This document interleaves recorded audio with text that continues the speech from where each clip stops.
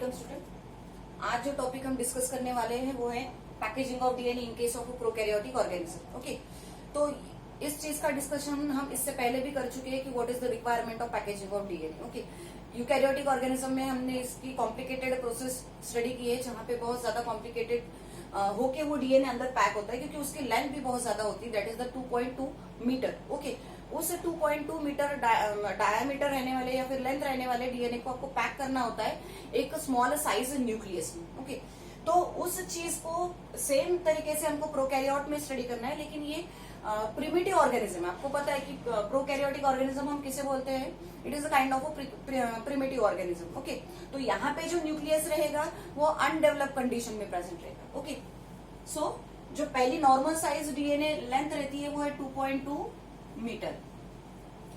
ये normal length हो गई इन केस ऑफ यूकैरियोटिक, और उसका जो साइज है वो 10⁻⁻⁶ है। ओके, अब पैकेजिंग करना है तो रिक्वायरमेंट क्या है, जैसे वहां पे भी रिक्वायरमेंट थी कि एक सेल के अंदर न्यूक्लियस के अंदर आपको उसको पैक करना है, प्रोकैरियोटिक में भी सेम सिचुएशन है, वहां पे भी इसको कंडेंस करना रहता था। ओके, जो डीएनए अंदर प्रेजेंट है जब तक कि वो डीएनए कंडेंस नहीं होगा, कॉइल्ड नहीं होगा या फिर पैक नहीं होगा, तब तक के वो पैकेजिंग ऑफ डीएनए की प्रोसेस कंप्लीट नहीं होगी।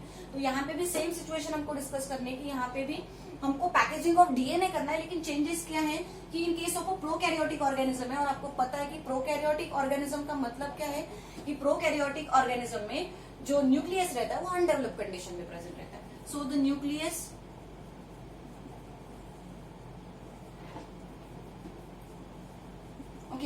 Nucleus is undevelop. कैसा है न्यूक्लियस? अनडेवलप कंडीशन में प्रेजेंट है। अगर वो न्यूक्लियस अनडेवलप कंडीशन में प्रेजेंट है तो उसका जो स्ट्रक्चर रहता है वो फोल्डेड फॉर्म प्रेजेंट रहता है, फ्लैप्स प्रेजेंट रहती है, फोल्डेड फ्लैप प्रेजेंट रहता है। ओके, सो ये जो स्ट्रक्चर बनेगा ये फोल्डेड फ्लैप स्ट्रक्चर बनेगा, और उस स्ट्रक्चर को हम नाम देते हैं न्यूक्लियोइड। उस स्ट्रक्चर को हमने क्या नाम दिया है? न्यूक्लियोइड, जो कैसा है? अनडेवलप कंडीशन में प्रेजेंट है। अगर वो अनडेवलप है तो उसका मतलब है ये न्यूक्लियोइड है। अब इस न्यूक्लियोइड को हमको क्या करना है? पैक करना है। ओके, अब ये जो न्यूक्लियोइड है ये कैसे रहेगा? इसका जो प्रोकैरियोटिक ऑर्गेनिज्म का जो डीएनए रहता है वो कैसे रहता है?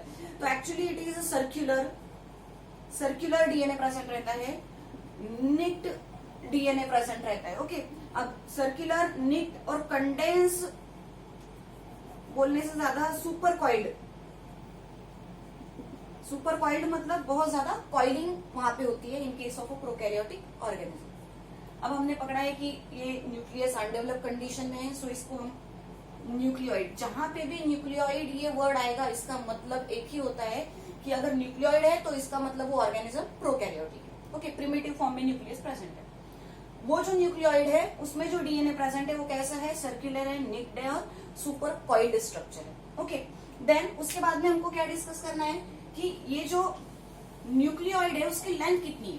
जो नॉर्मल साइज रहता है in case of prokaryotic organism, उस प्रोकैरियोटिक ऑर्गेनिज्म में सेल का साइज कितना रहता है? तो in case of prokaryotic organism cell size is कितना रहता है? 2 to 3 माइक्रोन। इतना स्मॉल सेल साइज है क्योंकि प्रिमिटिव ऑर्गेनिज्म है, unicellular. Most of the unicellular organism belonging to a prokaryotic organism. आपको ये भी डिफरेंस मैंने बताया था कि what is the difference between unicellular organism and multicellular organism.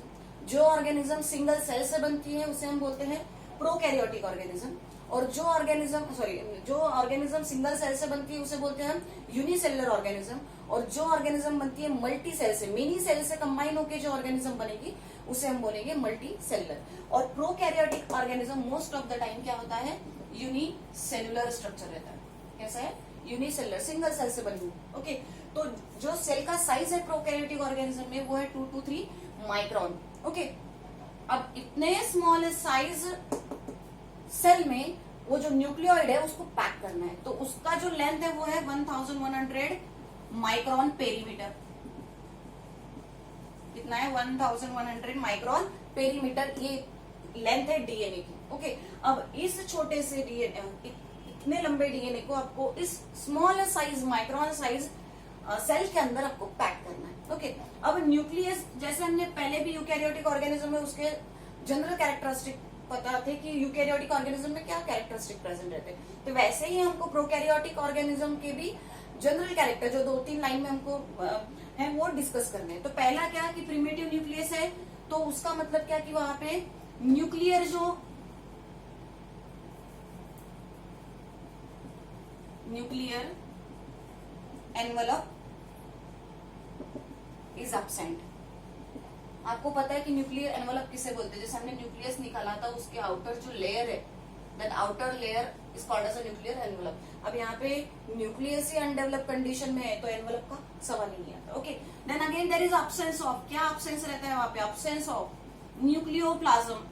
Nucleoplasm, what is nucleoplasm? Material which is present inside the nucleus. Nucleus के अंदर present रहने वाला जो मटेरियल है, उस मटेरियल को हम बोलेंगे न्यूक्लियोप्लाज्म। और because of the organism is present in a primitive form, so there is absence of nucleoplasm. तो प्रिमिटिव ऑर्गेनिज्म है तो वहां पे न्यूक्लियोप्लाज्म में क्या रहेगा?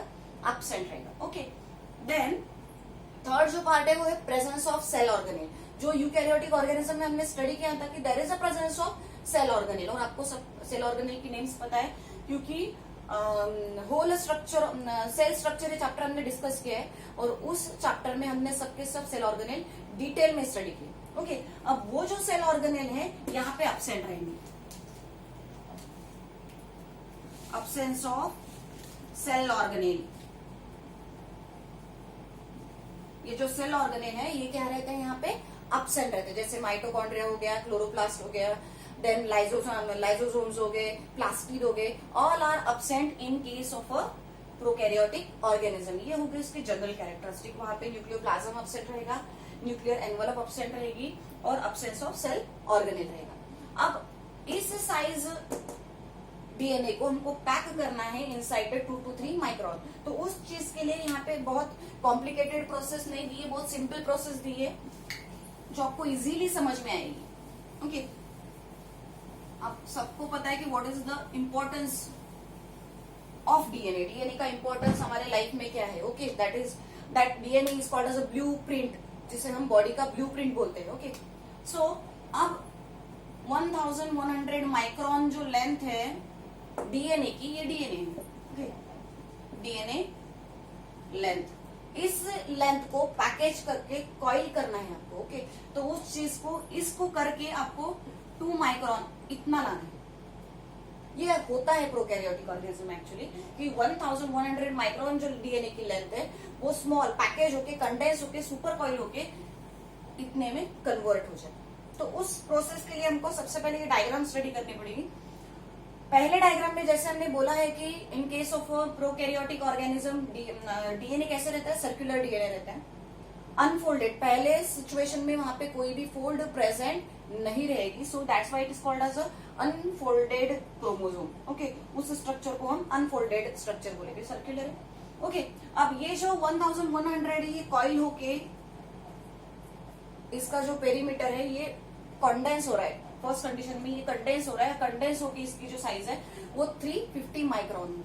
ओके, नेक्स्ट सिचुएशन में क्या बोला है सेकेंड डायग्राम में कि there is a formation of loop, there is a formation of loop. Second diagram में आपको क्या दिख रहा है? जो सर्कुलर डीएनए था वहां पे उसकी जगह पे वहां पे लूप फॉर्मेशन हुई। Okay, so folded chromosome actually 40 to 50 loops are form there. ये जो सेकेंड डायग्राम है यहाँ पे लूप फॉर्मेशन, क्योंकि आपको क्या करना है? पैकेजिंग करना है, पैक करना है, कंडेंस करना है। जब तक कि वो कंडेंस नहीं होगा, कॉइल्ड नहीं होगा, तो एक सेल में पैक नहीं होगा। ओके, अगर वो ज्यादा लेंथ है तो ऑब्वियसली उसको पैक करना जरूरी है। ओके, तो उसकी जो 350 की जो लेंथ है वो कंडेंस होके 330 माइक्रोन इतनी हो जाती है। ओके, अब ये 30 माइक्रोन हुई है, लेकिन ये जो लूप फॉर्मेशन हुआ है it is because of the RNA connector. RNA connector क्या हुआ है? उसके से लूप फॉर्मेशन हुआ है। लूप फॉर्मेशन करने के लिए यहाँ पे जो प्रेजेंट रहते हैं वो है RNA connector. Okay, RNA connector. Okay, then उसके बाद में थर्ड जो प्रोसेस है यहाँ पे फिर से कॉइल्ड होगा। ये सुपर कॉइल्ड नहीं है, जस्ट फोल्डेड लूप्स फॉर्मेशन हुए 40 to 50। नेक्स्ट डायग्राम में आपको क्या दिख रहा है? यहाँ पे there is a formation of super coiled folded chromosome. क्या हुआ है? Super coiled folded chromosome formation हुआ है। मतलब फिर से बहुत ज्यादा लूप वहां से, जहाँ पे जैसे 40 to 50 है उससे भी ज्यादा लूप फॉर्मेशन थर्ड डायग्राम में आपको दिखेगा। और उसकी जो 30 माइक्रोन जो लेंथ थी वो हो गई है 2 माइक्रोन। 30 माइक्रोन जो लेंथ थी वो हो गई है 2 माइक्रोन। अब ये जो 2 माइक्रोन लेंथ है ये किसके वजह से, there is a presence of histone like DNA binding proteins,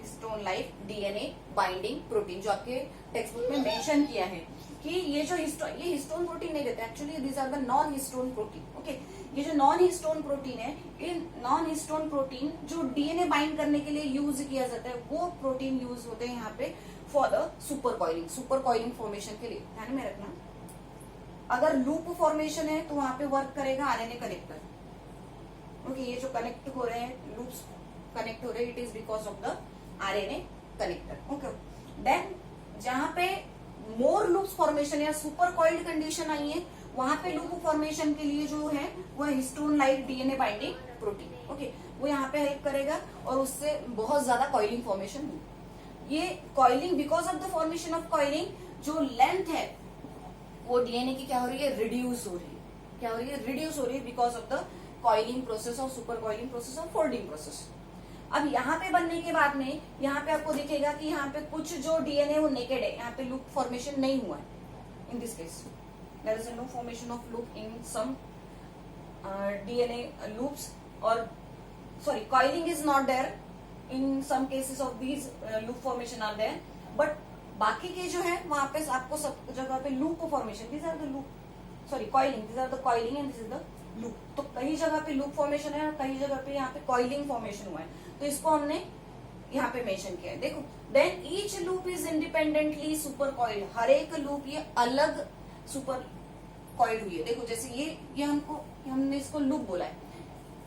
super coiling का मतलब क्या है कि ये कॉइल हुआ है, so it is the super coiling, और ये इंडिपेंडेंटली हर एक लूप अलग सुपर कॉइल्ड हुआ है।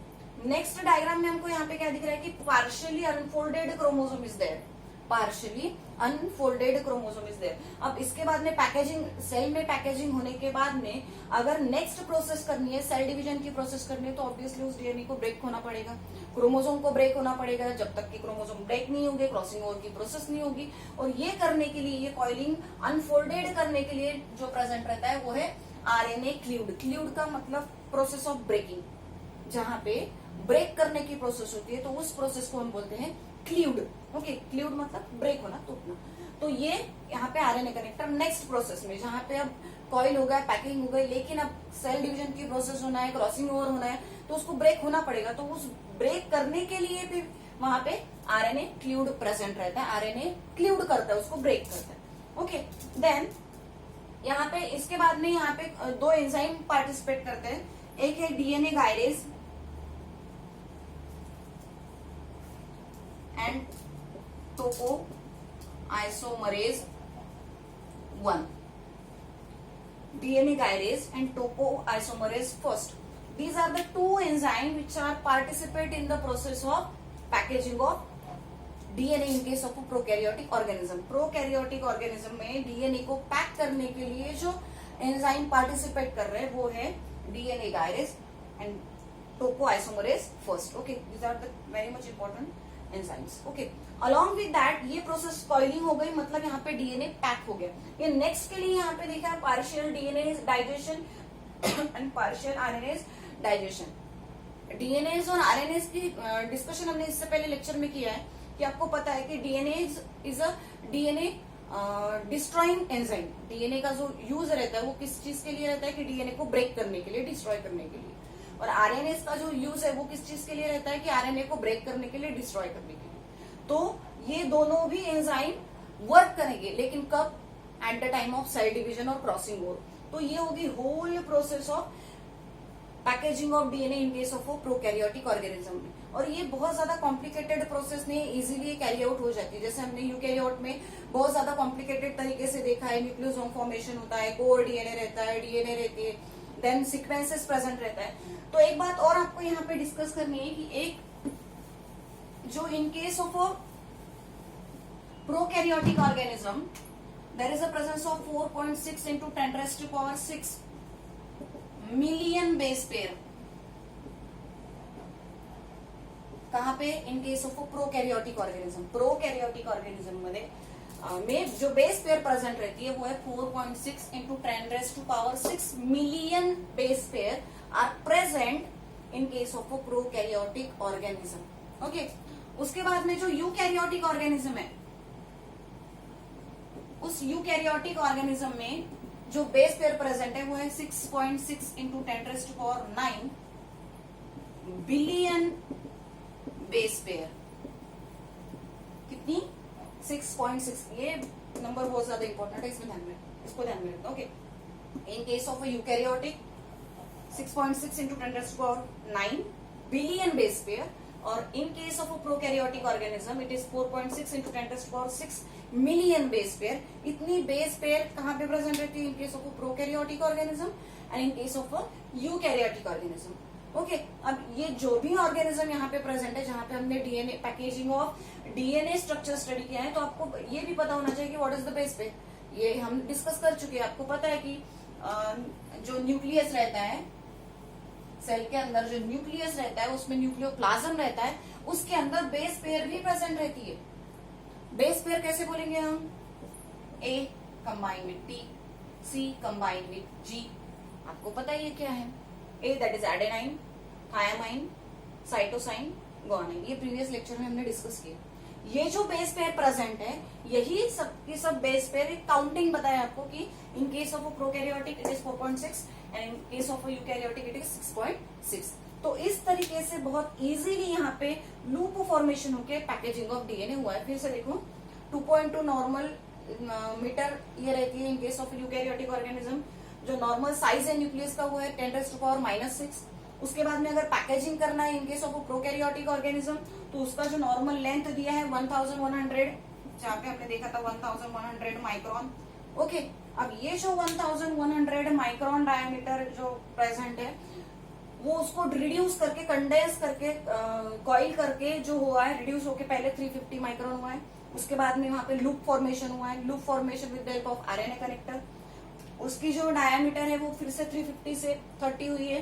देन 30 से नेक्स्ट अगेन उसको रिड्यूस किया है, सुपर कॉइल किया है, और उस सुपर कॉइलिंग के लिए जहाँ पे जो एंजाइम यूज हुआ है, प्रोटीन हुआ है, वो histone like DNA binding protein, जो यहाँ पे क्या कर रहा है? सुपर कॉइलिंग की प्रोसेस कर रहा है.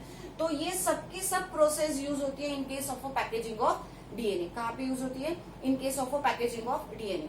अब इस होल प्रोसेस के बाद में ये हमने इन केस ऑफ यूकैरियोटिक डिस्कस कर लिया और in case of prokaryotic discuss कर लिया. अब दोनों भी इसमें थोड़ा मेथड का डिफरेंस है या फिर स्ट्रक्चर का डिफरेंस है, क्योंकि आपको पता है कि प्रोकैरियोटिक ऑर्गेनिज्म में सिंपल स्ट्रक्चर है और यूकैरियोटिक ऑर्गेनिज्म में थोड़ा कॉम्प्लेक्स स्ट्रक्चर है. तो वहां पे थोड़ी प्रोसेस अलग है और यहाँ पे अलग है. So it is about the whole structure of packaging of DNA.